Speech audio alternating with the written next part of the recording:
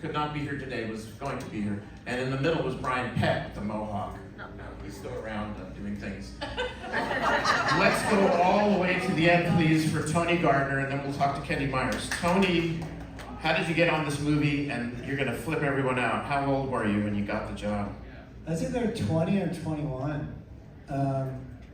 But I did some teeth for Brian for the character of Scuzz. I just was the guy making teeth. That's Brian Peck. Yeah, and I showed Dan. I had a meeting at Dan's house, and he wasn't in the bathrobe, and we didn't watch porn. Yeah, right. That I remember. But anyhow, he talked to me about some other stuff, some other teeth he possibly wanted to do. And I showed him some pictures of a Halloween decoration I was making at the time, which was this dead lady with long blonde hair. And he goes, oh, we have something like that in our movie, but this company is building it that does animatronics for restaurants. I'm like, that's cool. And that was the end of the conversation. And we experimented with some teeth for a couple other characters. And that was it. And then Dan called me out of the blue and said, I want you to come down. I'd love for you to make the half course, which is our woman that has the blonde hair. The company that was building it has gone bankrupt. So I go down to set. It's the rain outside of Unita, and it's like a cliche movie. I'm like 20, and I'm just like, you know, my eyes are huge. And I have to sit down with Graham Henderson, the producer. And he's this big, imposing British guy, and I remember him as an incredibly scary guy, and he doesn't recall any of that. But he said, we need a half corpse. It shoots in 2 weeks. If you want to do that, you also have to do the split dogs. And if you ruin this, I'll make sure everybody knows that it was you. So you better get it right. And he just pissed me off, and I'm like, all right, well, fuck you. I'm gonna go for it. And I had a job during the day, and at night I would pull my shit out and work on the half course. Wow. But you're 20, and it's like I've got tons of energy, and I'll get 2 hours of sleep for 2 weeks, and I'll show this guy. So I show up with the half corpse the day it's supposed to shoot, and I'd been up the entire night before trying to put blinking eyes in it and trying to figure out how to do that. And Graham asked me to come into his office, and he said, how would you like your screen credit to read? And I was like, oh my God, this guy is totally doing his job. I get it. I respect him. I think the world of him. And I got to puppeteer it, and I got to do the performance. And then I got to do the same thing with the half dogs a few days later, and met all these wonderful people and had a great time. And now you do.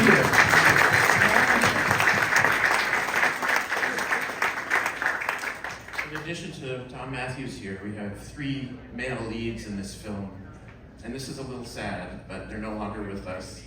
James Caron, we have Don Carter, and Blue Gulliger. And we have something very special for you. There's James on the left, and James Caron, and Blue Gulliger on the right.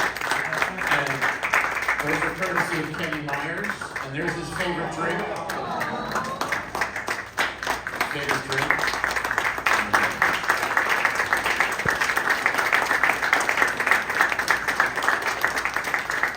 They all did such a wonderful job in the movie. Kenny, tell us, if you will, working with them, what was that experience like for you, and what did you know of these great men?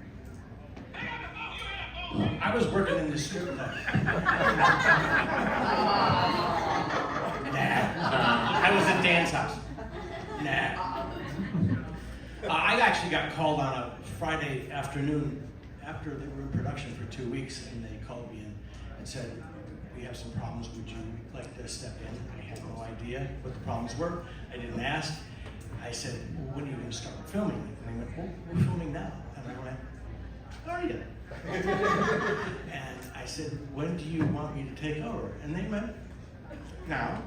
And I said, can I call you back? And I had to leave and think about it for a couple of hours, and then for whatever stupid reason, I said, okay. So I came on in under a blanket of heat, and I met all these wonderful people, and within minutes fell in love with all of them. And then I met Clue, and I met Jim. And these guys were consummate professionals, and they put their arm around you and said, go. And unlike many, I mean, I've been doing this for 45 years, and no other show I've ever worked on has kept in touch like this group has. And we lost Jimmy in 2018. We used to get together for dinners, which is how I knew his favorite drink was Jameson on the rocks. And when we lost him, I could never think of gathering us again without bringing his favorite drink and making sure he was with us. That's what they meant to me. They were lovely people, and they are here, sorry Jimmy, pun, in spirit. Yep. Let's take a look. Can we run the next clip, please? Check it out.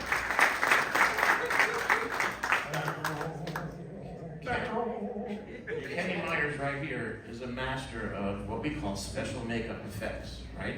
It's effects and makeup together, both. And he's superb at prosthetics, applying them, coloring them, and creating a realistic character.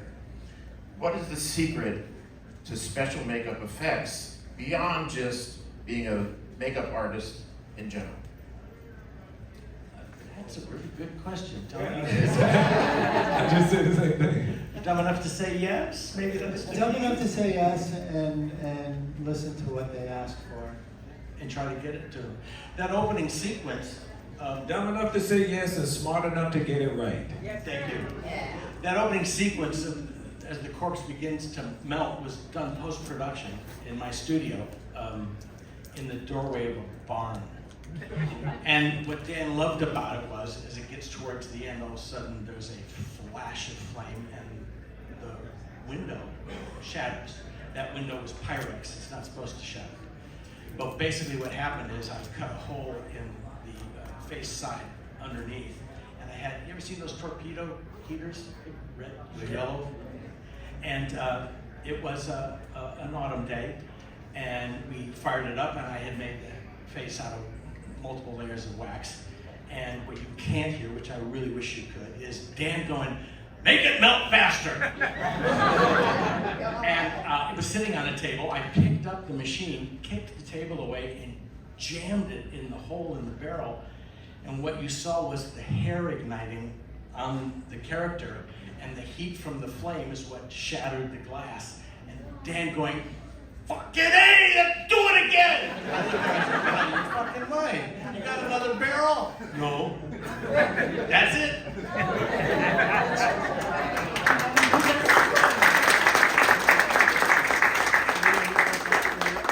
All of you guys tonight, after the party, because you want to go to the party, go check out this movie and look at how good the makeups are in this movie, and the creatures, puppets, Mr. Troutman's performance, the whole cast.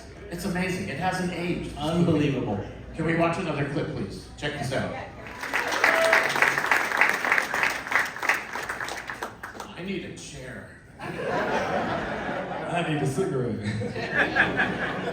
The second part of that scene we can't show because there's a child. But we're going to show it tonight at my house. 10 o'clock. Come on over. We have a gun on the table. Linnea, tell us about that scene. You played it very well. Your dance is very good. And the rest, of course, is God-given. Oh, But tell us about that scene and making Trash do that dance and make that speech. well, I actually liked that scene because we were one time not in the rain, and I remember it was a really humid, hot day, and it felt good because the rain was so cold. And that's where the mushrooms and stuff, that's where Dan was placing them and doing all that, making it exact. But it was just, I was nervous doing the scene and everything, but I just let it go out of my head to do it. But you were nervous. You don't look nervous at all. I was nervous, and then I got into it, and then the flames from what were those things? Torches, they're doing torches. Torches, the road flares. They were road flares, and that whatever sulfur was making me so I was lucky I was standing. That's an amazing scene, and she looks so tall and statuesque in that scene. I believe you're 5'2"? I'm 5'2", yeah. Very good. That's very small. I have to say it's the first time I've noticed the mushrooms. I didn't know anything about mushrooms till tonight. He was like mostly focusing on the mushrooms Who's instead of looking at the mushrooms and you sitting like this? What idiot is looking at mushrooms? Miguel. Oh, sorry. No. You're in trouble, Miguel. While she's giving that speech, how did you sit on the grave and just I hold just it saw together? mushrooms. You didn't look.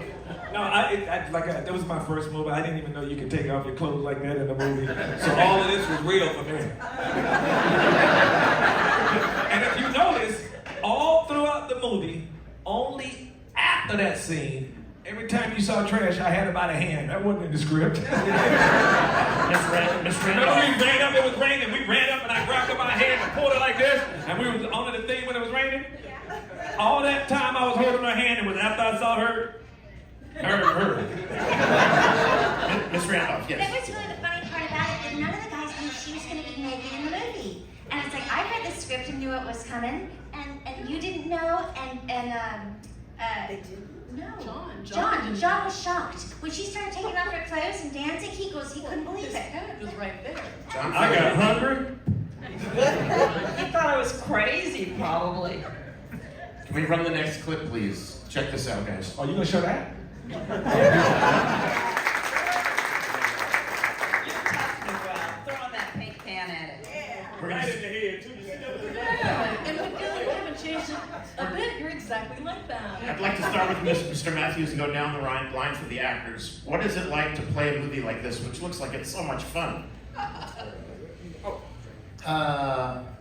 Well, for me, it was being paired with James Cameron the whole time was just incredible. We were in the makeup chair a lot. We had a lot of stories, wonderful stories, and then I started off as this innocent kid and turned into brain-sucking zombie. So for an actor and everything in between, slowly dying and stuff, and that was a lot of fun. It's a great fun part to play. It's my favorite character to date.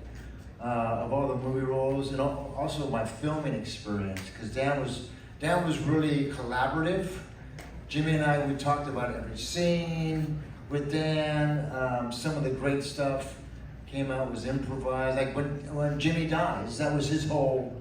He came up with that whole thing about putting his ring on and burning himself while he still had peace of mind before he turned into a zombie. And Dan thought it was great. I think it's a very poignant part in the movie for him to do that, and so it was I thought it was stupid. I ain't climbing in no damn oven. I don't give a damn. Climbing in the oven.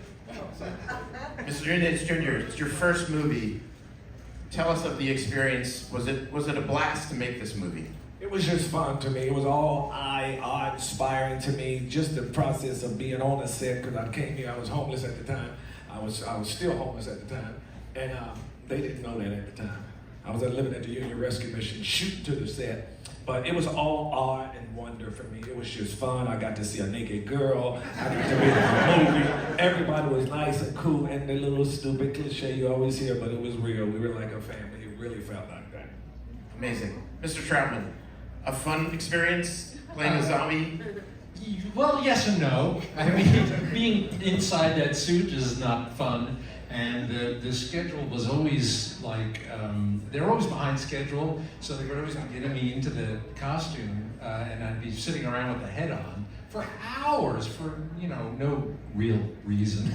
If I had known then what I know now, I would say, no, let's not put the head on until we're actually going in there to shoot. But all of that aside, I mean, you sort of, that's kind of goes with the territory when you know you're getting cranked into a suit. But anytime you get to play what is essentially a movie villain, it's fun. It has to be fun. You have to enjoy it. Otherwise, you're not a good villain. Villains enjoy themselves, Especially in a suit, because you're uninhibited. You can really go for it. That's just it. As in that suit, it does so much of the work for you as a performer, you know? So all you gotta do is ride that wave. When you know it's your line and your bit, it's like, how much can I give them to really scare the bejesus out of them? and you did. Did you get it from doing the walk? Miss Randolph, can you get on a mic, please? I'm sorry. Did you get that from doing the walk to Verdam? That's an incredible walk. The walk, you know, I never actually thought about that much. What in terms of like choreography, I never like planned how I was going to walk technically. What Dan had described the character and how it's described in the script is that he's like dissolving, and it's like a continuation of what we saw melting in the canister. And that he's barely being held together by whatever body parts and tendons are left. And so I just imagined that his pelvis was just about to squirt out of him at any time and land on the floor. And that was the sort of the centering mechanism I used for my movement. And as soon as I thought about that sloshy pelvis, everything else just sort of came out. Amazing. Miss Randolph, you're the prototypical 1980s beautiful, young, naive girl Freddie. you've seen in many different movies. Freddie! What was Freddie! Was it fun to play this part? It was great. Everything but the rain. Remember the Rain. rain, us being wet and muddied down, but it was unbelievable. We were all so fortunate, and it was so much fun. And every scene, every day was just incredible. You know, going up in the attic with Dawn and doing the attic scene. I just, Slipped. unbelievable. We were so fortunate. The first day filming, walking, we were just talking about that. Doing the walk and then getting in the car. Oh my gosh, we were so excited to see each other and what we looked like, because normally we're dressed, in our regular clothes. Once we got all of our costumes on, our wardrobe, it was just incredible. We just kept staring. Look at you. Oh my gosh, you look so great. It was incredible. But can I backtrack one moment? I'm sorry. I hate to do this to you, but the walk that you do, can you just, I'm sorry, I know, but can you just show them how you disjoint your body like you do? Please don't do that to him. Oh, I know, but you're going to shoot me for it. He didn't tell the truth either. Okay, so sure, I'll do it. I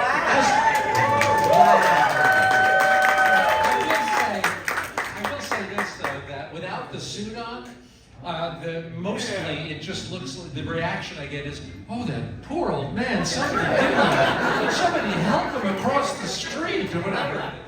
So Here comes the walk. It's basically just this, it all starts with the hips, you know. Zombie walk.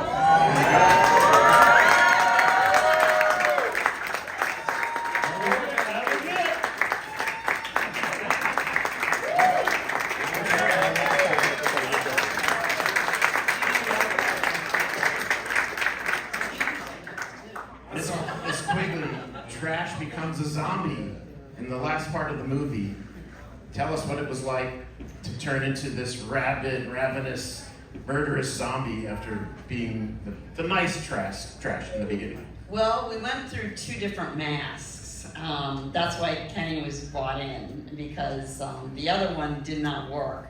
But it was fun, but like, I hate facial prosthetics, I have to admit. In fact, they had a doctor come in and give me a Valium, because I was like had to do it again. I'm like, I don't want to do it, I'm so upset.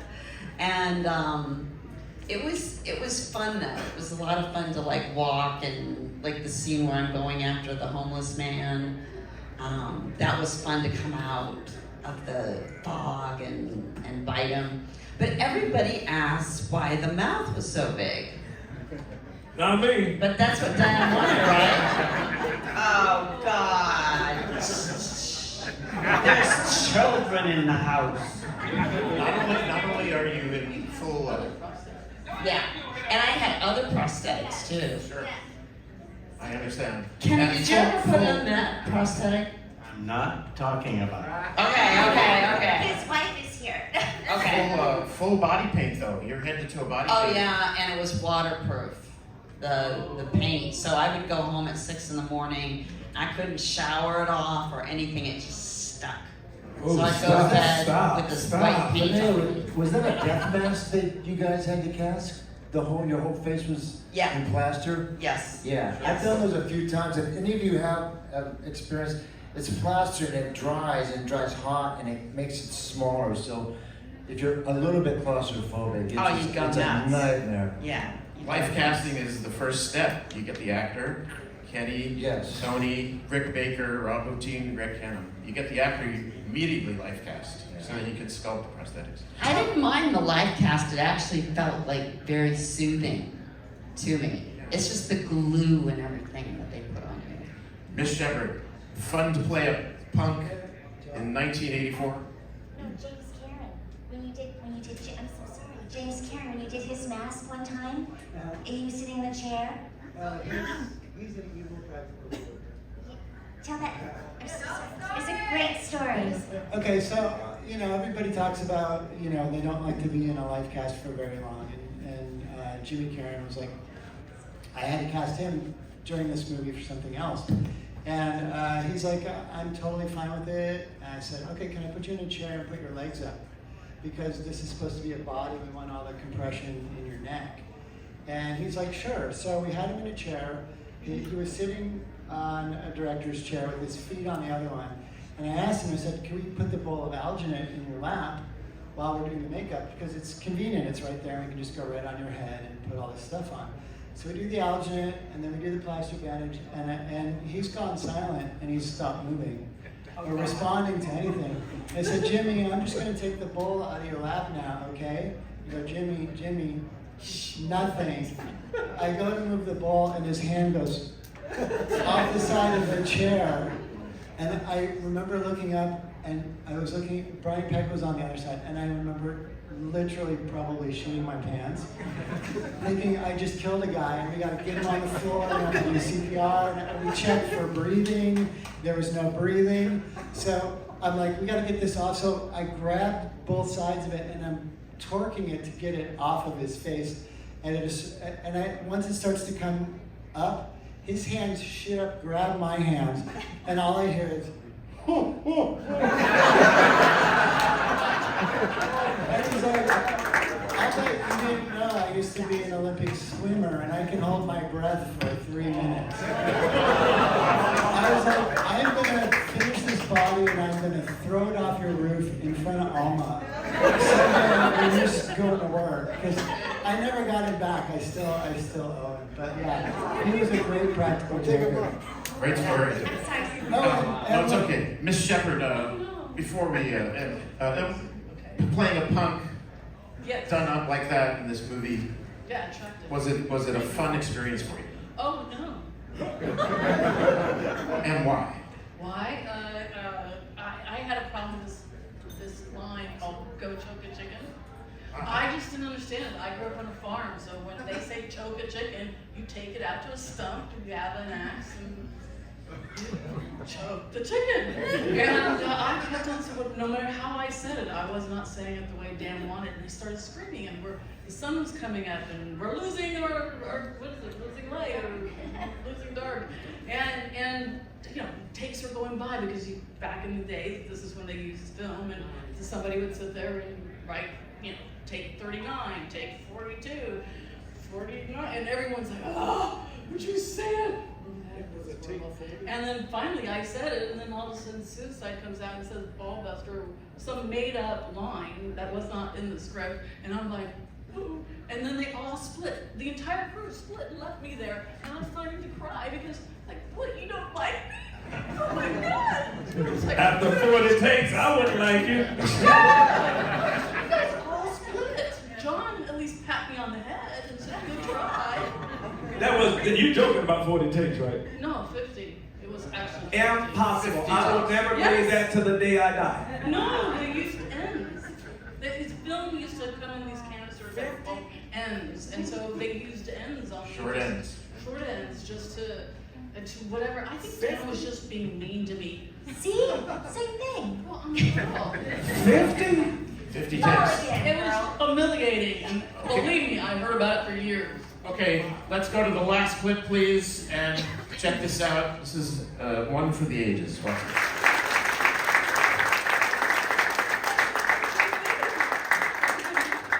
Amazing stuff. My last question is for Kenny. Kenny Myers. Tell the audience who might not know, what is the typical schedule on a picture like this when you have zombie makeups to do? When do you start? 24/7. Yay, good. What's a typical start time? It depends on what the call is, how many things people have to be put out. I can't remember back that far. I'm having a real hard time with yesterday.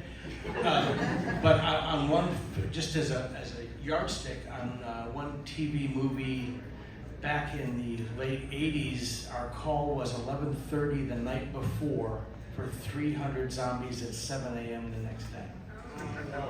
That was 3 trailers, 10 stations each, putting out appliances.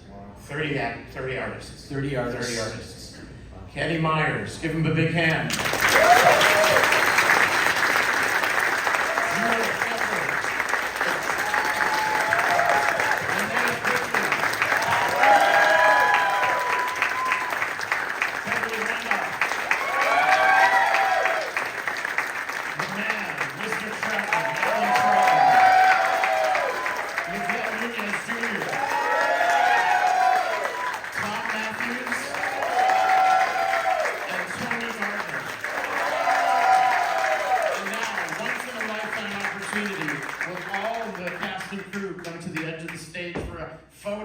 Before we depart, this is once in a lifetime. Get those cameras out. And your money. I'll be on the end, but cast and crew right on the edge of the stage, all together, tight as possible, please. Tight, so we can get all of it. I'll just come on the end myself.